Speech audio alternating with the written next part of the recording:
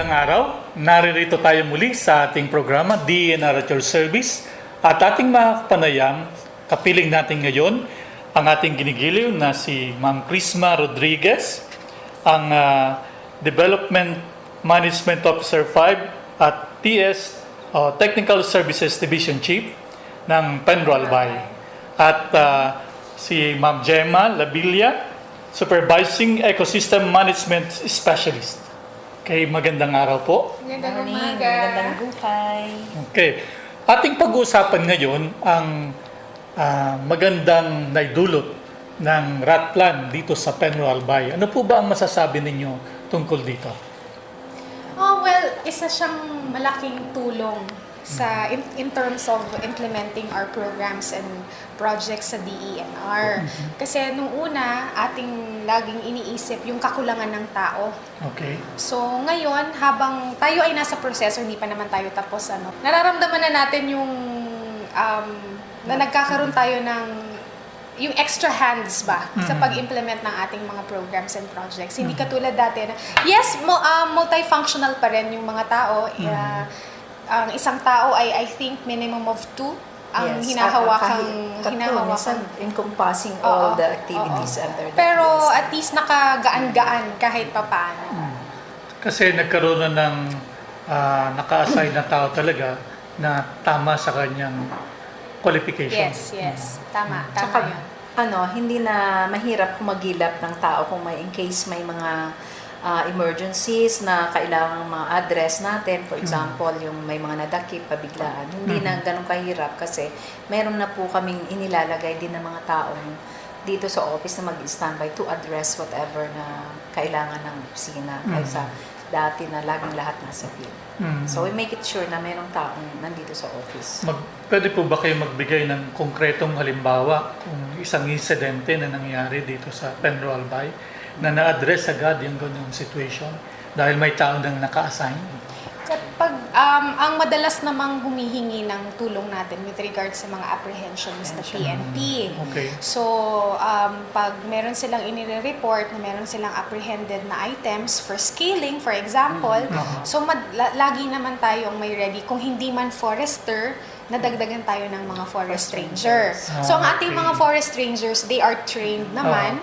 Meron naman silang capacity na gawin yung mga ganong klaseng request na hindi naman kailangan na talagang technical person ang pupunta.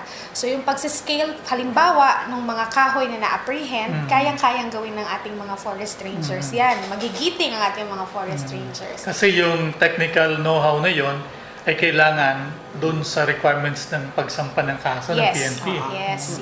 Oo, kailangan iyon. So, itong mga forest rangers natin ay capacitated naman ng opisina. Ibig sabihin, equipped sila ng mga tamang trainings and oriented naman sila ng mga tamang mga step-by-step na kailangan gawin sa pag-scale, pag-inventory nitong mga kahoy na ito or any items na pwedeng na-apprehend sa na ginamit sa mga illegal na gawain. Tsaka, aside from that, yung mga forest ranger dito is na-train na rin sila paano gumamit ng geotagging. Yes, isa pa yun. Sa ating bagong technology ngayon na whatever's going on o ano yung accomplishment, activity sa field, kailangan merong mag-geotag photos. So, alam na nila yun. Alam na nila yung gumawa nun. So, equip na rin sila. So, magandang one good thing na na-introduce siguro nitong panahon ng administrasyon ni Pinoy at ni Secretary Pahe is itong transparency ng ating mga programs and projects. Sa opisina natin ngayon, halos lahat ng kailangang activities or gawin ng opisina, kailangan supported siya with geotag photos. So itong geotag photos, pag ito ay inilagay mo or dinownload mo sa computer, makikita mo yung detalye ng picture. Hindi mo siya pwedeng i-manipulate. Naandun yung coordinates, naandun yung time and date stamp. So talagang hindi, kumbaga, yung mga allegations in the past na pandaraya ng mga ghost project, mahirap nang gawin yun ngayon because of this. Pag in-upload mo siya sa internet, lalabas siya pag sa satellite. For example, sa Google Earth, makikita mo yung location nung kung saan kinuhanan yung litrato. So, magagamit talaga yan kahit nasa korte kasi magandang ebidensya yan. Opo. Very, very talaga siya. Very reliable siya na na Glaring piece of evidence talaga. So, katulad po, pag may mga request lamang for cutting, even yon kailangan i-geotag yung mga pictures na yon kasi we require them. So talagang pinupuntahan ng tao natin? Pinupuntahan po because hindi rin naman natin mapapalusot, hindi natin mabibigyan ng kaukulang permit kung ito ay kulang ng requirements. So, isa po doon yung geotag photo. Kasama na. Kasama na. Kasama na siya. Kasama Kasama po equipped yun. na yung mga tao, including the forest rangers. So pag pumunta yung inspection team sa lugar kung saan dapat i-inspection, lahat yun kukunan ng litrato. Opo, yung mga Kung yun ang- requested na kahoy na kailangang putulin, for example, or even kailangan nilang mag-transport ng kahoy. So kahit putol na yan, dahil kailangan nilang i-transport, kailangan pa rin po ng geotag photo. So that's isang magandang measure ng pagpapakita ng transparency ng opisina. Correct. So okay. Ito pong epekto na rin ng Ratlan. Ano naman po yung mga naiisip niyong initiative para mas mapaganda pa yung serbisyo natin dito sa Penro Albay? Actually, hindi naman kailangan talagang mag-isip na ng initiative kasi equipped na tayo ng mga kaukulang policies and guidelines Naandyan yung ARTA, yung Anti-Red Tape Act, yung Citizens Charter.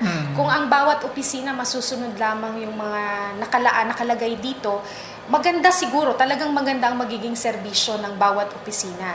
So kung masusunod lang yung number of days or yung yung proseso mismo, yung flow, talagang magiging kumbaga maganda ang magiging serbisyo at I think magiging satisfied talaga yung mga kliyente dito. Tsaka we're just waiting for yung matapos yung second wave natin ng rationalization plan. In fact, matagal na naming napagplanuhan na rin, napapag-usapan namin ni Ma'am Chrisma sometimes pag may pep talk kami. Yung to come up with the training, capacitating pa sa amin. Kasi continuous learning naman ito na nandito tayo sa opisina. Hindi lang kami, pati na rin yung aming mga kasamahan. So we were planning to come up sana yung team building. Kasi kailangan namin yan dito sa office. Isa pang nire-require ko namin dito sa opisina, hindi po pwedeng kung ikaw ay nakatoka sa permitting, hindi pwedeng hindi mo alam yung tungkol sa conservation. Okay. Hindi po pwedeng ganun. Kasi may mga panahon na yung mga tao sa conservation division or section ay nasa labas at merong dadating na kliyente, magtatanong, hindi po pwede sa amin na hindi ko alam ang isasagot mo. So, dapat alam ng bawat isa yung activities ng bawat isa. Magandang Pagdating sa initiative opisina. yan. Oo. Pag initiative na rin yan. Yan, Masasabing opo. Isa initiative yun talaga. Kasi, innovation. pag tayo ay napupunta sa ibang opisina at nabibigyan tayo ng hindi kaaya-ayang serbisyo, masama yung pakiramdam natin, masama yung loob natin. So, ayaw namin dito na aalis ang kliyente na wala silang Hindi sila nakangiti. hindi sila nakangiti. Wala silang Baga walang resulta na po. So, dapat hindi po- meron. Opo. So, dapat, for example, kung ikaw ay nasa conservation development, dapat alam mo rin yung nangyayari sa licenses and patents division. Parang gano'n. Oo. So, meron po kaming yung ginawa na rin, i-credit na rin natin ginawa ng mga management services na we come up with yung every other Monday meron kaming Monday program na binibigyan ng chance na makapagsalita yung assigned sa unit mo, sa section mo, kung ano yung accomplishment mo. Just what regional office is doing. So, pero iba naman dito sa amin, hindi lang yung technical services ang nagsasalita at saka MS, binibigyan na rin namin siguro ng chance yung mga humahawak ng unit para at least magkaroon sila ng yung i-present kung ano yung mga accomplishment nila na ginagawa nila sa field. Kasi nakikita namin minsan, yung iba, for example, dito sa mga dating mga tagalan, halos pare-pares na rin yung trabaho natin, hindi nila alam kung anong ginagawa ng mga tao sa NGP. Okay. So, ang kagandahan ang constant kagandahan updating ang nangyayari. ina-update natin yung mga, hindi lang kami, including also the management services people na nag-field. Pag nag-field yung mga tao, ito po yung mga ginagawa nila. So, sa mga susunod po naming Monday program, ipapakita na rin po namin kung ano yung mga nangyayari doon sa field with stills and photos para makita nila na hindi lang nag-field yung tao, pero may mga ginagawang accomplishment. And another thing, just to add, yung sinasabi na nagre-report yung bawat section chiefs, meron din kami, nire-require namin yung mga nag-a-attend ng trainings to re-echo yung kanilang natutunan doon sa sa training na inattenda nila. Through this, nai-inform yung iba. Correct. And another is yung mismong nagsasalita na to train them. Yes. It's a way of training them how yung public speaking. Meron kasing iba dyan magaling magsulat pero hindi magaling magsalita. So parang through this, malay mo in the future tumaas din yung kanilang sa kanilang karera sa buhay, natututo sila, nati-train sila na magkaroon ng Ganda. na matutong magsalita in front of their peers, in front of the clients, in front of their superiors. So maganda ring training 'yon. Kahit kami lang dito, at least 'di ba, na-open nila yung kanilang malay mo meron silang talent sa ganun. Oo. Hindi lang natatap. Hidden pa. Yung Yes. parang Facebook ba na sinasabing, what are your thoughts? Diba? Mas maganda na rin yung galing sa kanila. Tsaka siguro maybe someday or mga next time na mga interview ninyo, baka sila na mismo ang direct na i-interview ninyo. Correct. Na hands-on, ano Exposure. nagawa mo sa field? Ano yung actual na pag ginagawa mo yan? O, diba, mas mai-express nila ng maganda kasi mismo sila ang gumagawa ng mga bagay na yun. Actually, ginagawa ka po namin yan. May mga pinipicture kaming tao na actual experience niya. So, ina-narrate lang niya. So, ganun. In-form interview na rin. Okay. Kaya That's very nice. talagang katulad niyan na minsan na-imbitahan namin si Vivian Escoto. Yes. So, for sure, yeah. yung experience na kung paano yung rationalization plan naka-apekto sa kanya. Complete Kasi turnaround na-promote siya eh. From Oo. lands to, I think, Kaya- coastal. Coastal, there's Kaya yung mga such ganun. sure, So talagang masishare niya talaga kung ano yung May experience. changes talaga. Okay. So, mapunta naman po tayo sa mga priority programs ng DENR, lalo na dito sa Penro Albay. Ano po ba yung tinatawag natin na Mangrove and Beach Forest Program? Tama. Sige, madam. Unahan mo. No, this Mangrove and Beach Forest MBFD Development Program, Yes. ito ay bunga nung Yolanda. Oo. Okay. So this is a special rehabilitation fund. We call it the Yolanda Rehab Fund, Rehab Fund. na ibinaba sa DENR para matulungan na ma-rehabilitate yung mga Yolanda-stricken areas. Yeah. So, medyo nagkaroon lang ng focus, I think, sa news yung Region 8. Region Yes, 8, Region kasi eight. Because sila Tacloban. talaga yung Region nasa 8, lanta. oo. Pero yung mga Silang pinakamalaking regions target. around it, nag-benefit din doon. Kasi somehow, meron ding epekto yung bagyo sa atin. So, kaya siya tinawag na mangrove and beach kasi ayon sa pag-aaral, ang mangrove and beach daw ay isang proven na barrier pag nagkakaroon ng malalakas na tidal na waves na pwedeng sumalanta sa ating mga lugar.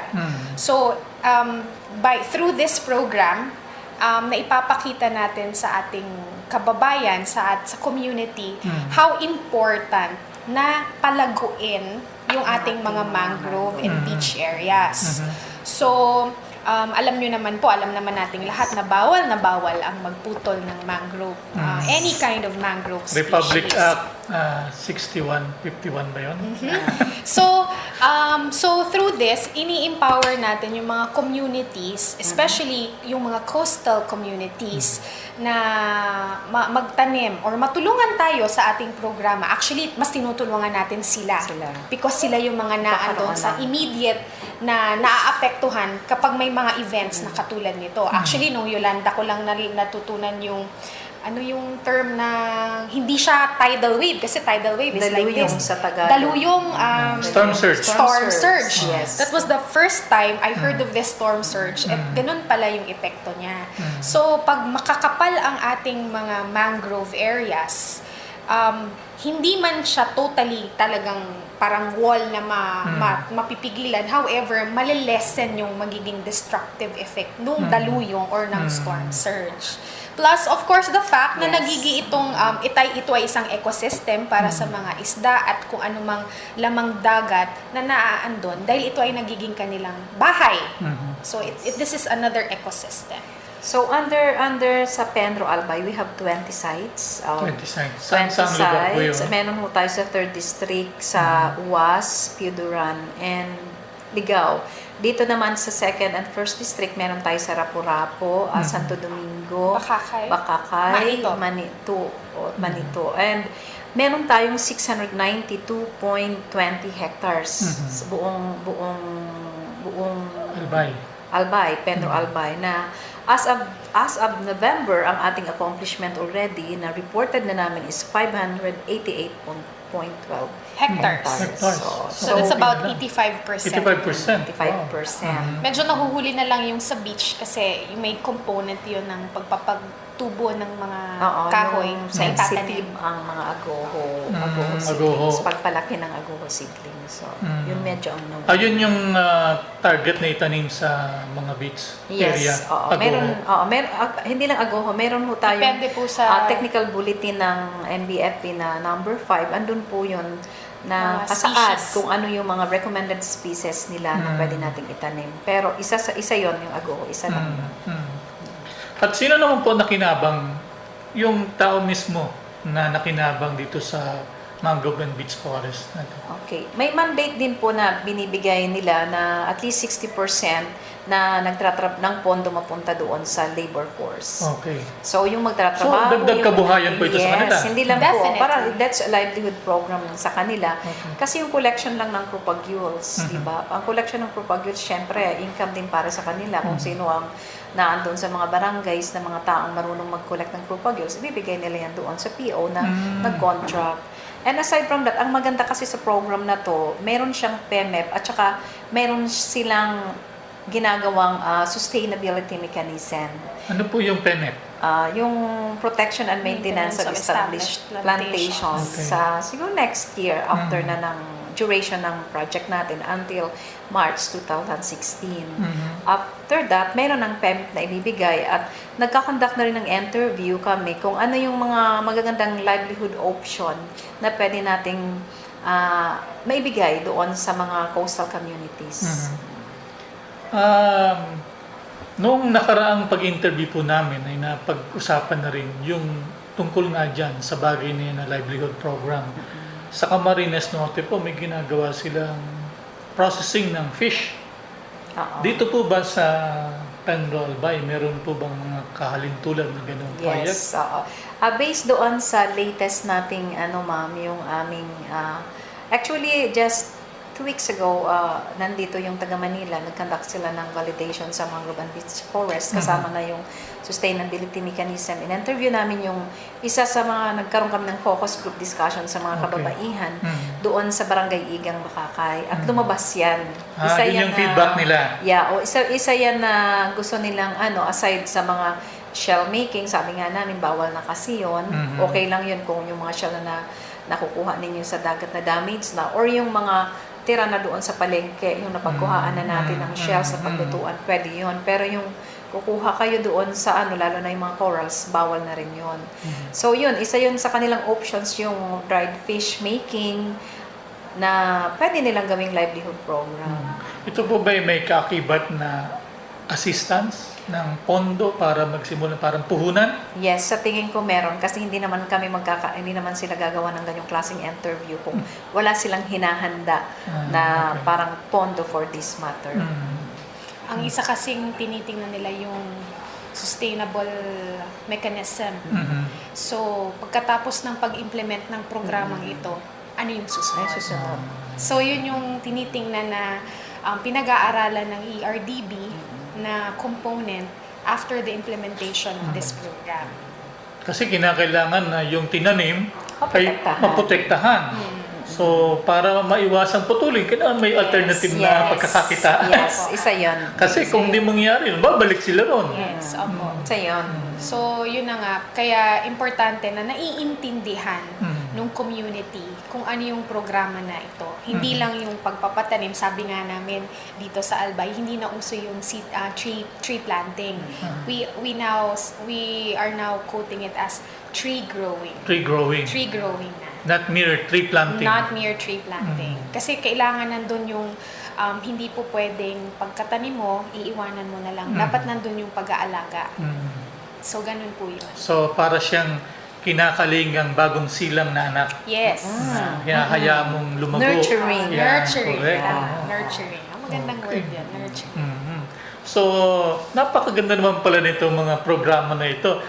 Bukod pa po dun sa mangrove and beach forest, meron pa po ba ng alternative livelihood?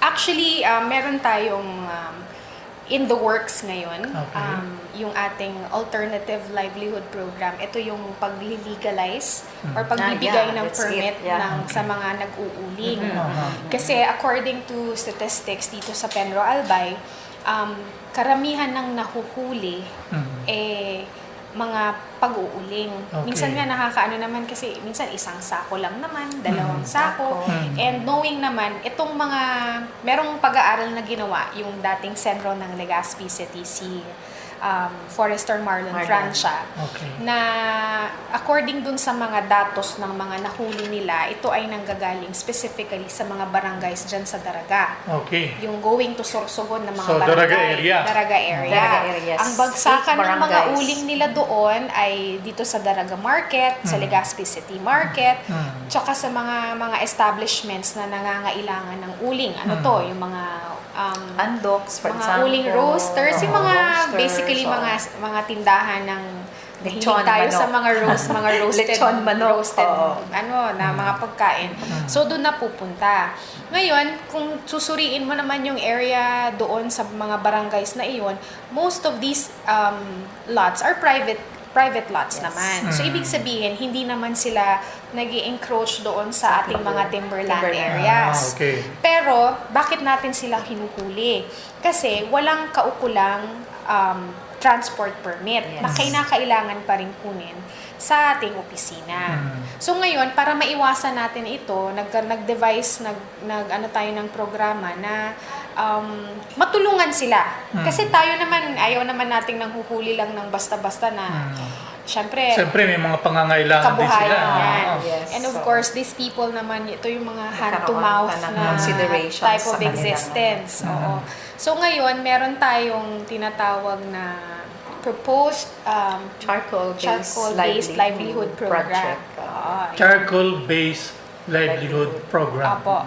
So ang layo nito is matulungan ang mga specific muna tayo sa itong mga barangay na ito sa Daraga, because if this is a successful program, pwede natin itong i-replicate So, sa parang ibang areas. pilot ito. Yeah. Pilot. Pilot. Actually, Project. pilot. Oo. So, nagkaroon na po tayo ng several public consultations. Actually, si Miss Gemma pa nga ang namuno sa mga konsultasyon na Sa ginawa mga natin sa mga barangay. And positive naman yung response nila. Kasi syempre, sino ba naman ang ayaw na matulungang mali? Sino ba naman ang gustong nakikipaghabulan lagi sa mga Correct, sa oo. mga Magkakasakit siya sa puso. Exactly. Tayo din naman sa opisina, ayaw din naman natin natatambakan tayo ng mga apprehended items correct, dito, correct. 'di ba? Nakakapanghinayang naman. So, para makatulong, wini-welcome naman nila yung programang ito. And Yun ang feedback nila. yun ang feedback naman welcome. nila. May mga questions na natanong, nagpalitan ng mga konting discussion, pero in the end, they welcome the project. Win-win solution. Oo. So, nakausap natin yung mga barangay captains, and then 2 May or 3 listing, weeks ago, nagkaroon tayo we come up already with a list of interested mga tao doon sa barangay na mag-ano sila, magpuputol sila for uling din. Meron na kaming mga listing sa mga barangay. So, identify na namin. So, ang ginagagawin ngayon, yung next step, what will be the next step, doon sa barangay level is nagko-collect na, may tao po kaming naka-assign doon na headed ng Forester Laguna na meron din siya mga kasamang rangers na sila ngayon ang nagko-collect ng ano yung sa lupa, ang ebidensya mo na ikaw ang nagmamay-ari ng lupa na yan. It's one, you have to prove You have na to ikaw ay prove na ikaw ang may-ari ng lupa, or kung sa kung wala ang title, doon muna tayo sa tax declaration. So kung meron silang may pakita na gano'n, so ma-proceed na yung inventory. So, kailangan pala dito na malaman kung doon sa lupa niya, may source talaga. Yes. May mapagkukunan ng Yes. pwedeng ulingin. Okay. Yun. So, private lot ito. Yes, Private lot. Okay. So sa level naman namin, lalo na nila Ma'am Dolly, kasi sila yung sa Enforcement and Division, wino-work out na rin namin yung scheduling na ng MOA signing. Kailan po ito? December 9. December 9. December 9. December 9. Okay, Kasi malapit na. na-present na rin nila Ma'am Chrisma sa sangguniang Bayan? bayan Sangguniang ng Bayan. Daraga. Okay. Yes. And ipapaschedule na rin daw nila yon ng kung kailan ang next meeting ulit para maayos kasama na kasama rin po natin sa programang ito ang PNP. Yes. Okay. Kasama Dahil- sila doon sa MOA? Yes, Yes. opo. Okay. Kasi alam nyo naman po ang PNP ay ang magigiting na katulong natin sa pag-apprehend ng Okay. mga nagagawa ng illegal sa ating mga kagubatan. And kaya isinama po natin sila para aware sila dun sa project na yon, and then we will also orient them sa proseso ng programang ito. Kailangan ma-orient din sila kung ano yung mga kailangang dokumento nga hanapin kung sakaling nagkaroon sila ng pagkakataong may mga kasalubong na so pag nakita nila na meron na may proof na pinanggalingan itong may uling na ito at talagang kasama doon sa pinag-usapan doon sa ating memorandum of agreement, hindi nila huhulihin. Okay. So, kumbaga, Involved sila. itong mga tao na ganito ang uri ng hanap buhay, magkakaroon na sila ng panatag na loob. Opo. Yes, yun yun ang ang maganda doon. doon. Yan ang maganda doon. So, Na kumbaga, legal ang ginagawa nila. correct. Malakas na ang loob nila na magbiyahe. Tsaka hindi na sila maghahanap kung sa kanino nila ibibenta kasi yung kasali na lang doon sa MOA na kami na rin ang maghahanap kung Okay. sino yung mga pwede ninyong traders doon sa bibili okay. ng kanilang mga Ano para kasi pare-parehas yung kanilang Rate. pricing. Correct. Napag-aralan din kasi namin na yung mga charcoal or fuel wood producers, hindi naman din sila ang nagbebenta. Meron pang May middleman. traders, may middleman. Okay. Tapos, yung end user. Ah. So, para even din yung, kumbaga, yung equitable, yung magiging So income ng walang lamangan. Walang lamangan. Walang lamangan. Walang Pag lamangan. ikaw trader, dapat yung presyo Ito mo yung parehas parang may lang. ano yan, suggested retail Oo, price. Kumbaga sa SRP tayo. SRP, oo. Parang ganun. Oo, may ganon. So talagang yung mga end user, kontento rin na ang binibili nila ay legal at yun namang nag-transport ay kontento rin dahil alam niya na legal rin yung source niya. Yun po yung aim natin. Yun okay. yung aim natin. Sana- Sana maging successful maging para successful. ma-replicate din sa ibang Opo. lugar. So kung ito ay magiging maayos, hindi lang po sa Albay, baka pwedeng sa ibang probinsya din ng Region 5 implement din po ito. Okay, napakaganda ng ating talakayan sa usapang ito. At bilang pong huling pananalita, ano po ba ang nais niyong iparating sa ating mga taga-subaybay? Ma'am Chrisma muna. Ang sa amin dito, para sa akin, ang DENR po ay hindi kakayanin ang lahat ng Yes. trabahong naiatas sa amin. So, kailangan po namin yung tulong ng bawat isa. Kung kayo po ay may nalalaman sa aming mga programa, pwede pong, alam mo yung pass on the information. Kasi by word of mouth, madaling madaling ma-educate yung ibang tao. So, tulungan niyo po kami sa aming pagpapalaganap ng mga dapat malaman ng ibang tao, especially yung mga nasa communities na hindi naman nakakaabot yung mga ganitong klaseng information. Alam po namin na may konting kakulangan pa tayo pagdating doon. So, ito ay ating gagawa ng paraan in the future. Pero sa ngayon po, nais namin humingi ng tulong sa inyo na matulungan kaming ma-disseminate yung information pagdating sa aming mga banner programs, Yes. ano yung mga hindi dapat at mga nararapat pagdating sa pag-conserve or pag-protect ng ating mga environment. And isa pa po yung pangunawa na minsan masama, yung pag-apprehend kasi minsan katarungan ba yung ginagawa ninyo? Alam naman po natin na ito ay trabaho Nasa batas, lamang, tsaka ito ay batas. nasa batas, Nasa batas. yung ating mga ginagawa. Oo. So, siguro yun lang po muna sa akin. Kung kayo ay may mga kailangang ng tugon ng opisina, wag po kayong mag-atubaling pumunta dito sa opisina. Napakalapit po ng ating office dito sa sentro ng Legazpi. Madali po kaming mapuntahan dito at kami po ay lahat ng aming makakaya tutulong sa inyo. Okay, Ma'am Gemma, kayo naman po. Anong nais Okay, niyong ako sabihin? naman bago lang ako na na-appoint dito as a supervising EMS. Siguro magto 3 months pa lang. So, ako yung masasabi ko, I am looking forward for a greener Philippines. Kasi nandito sa akin section ang lahat ng development na mga alam kong maraming ako pwedeng may tulong, maraming pwedeng may tulong ang opisina para mas lalo nating palaguin ang ating kabundukan. So marami ho kaming mga innovations na mga ginagawa. Just this morning, Ma'am Crisma, siguro mga blessings na rin yon na binibigay sa atin ng Panginoon kasi gumagawa tayo ng dapat lang natin gawin, yung tama. May yung army, yung army yung sa 901 Brigade na nakipag-coordinate sa amin, natutulong sila na mag-replant, mag-maintain at saka mag-maintain strip brushing or anything para sa dati nating mga established plantation ng NGP.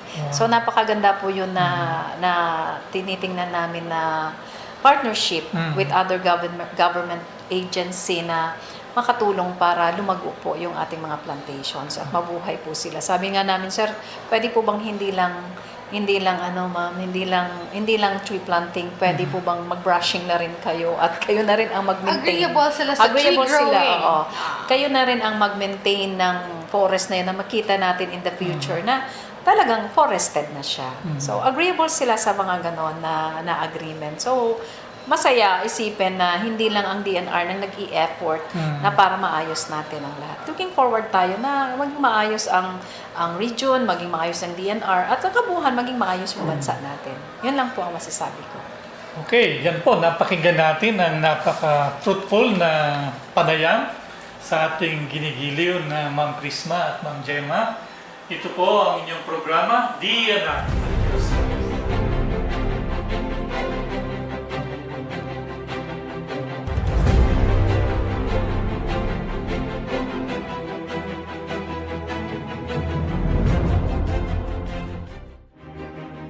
Ang NGP o National Greening Program. Ini priority program kan gobyerno sa lado ng reforestation. May tuyo na makapagtanom ng 1.5 billion seedlings ng kahoy sa 1.5 million hektarya ng karagaan siring sa forest lands, mangrove and protected areas, ancestral domain, civil and military reservations as in urban areas sa Bilog na Nasyon poon 2011 sa GOD 2016 sa tuyang suportahan ang National Greening Program. Para sa mga karagdagan na informasyon, magpasyar sa pinakaharaning DENR office sa inyong lugar o mag-log on sa www.denr.gov.ph.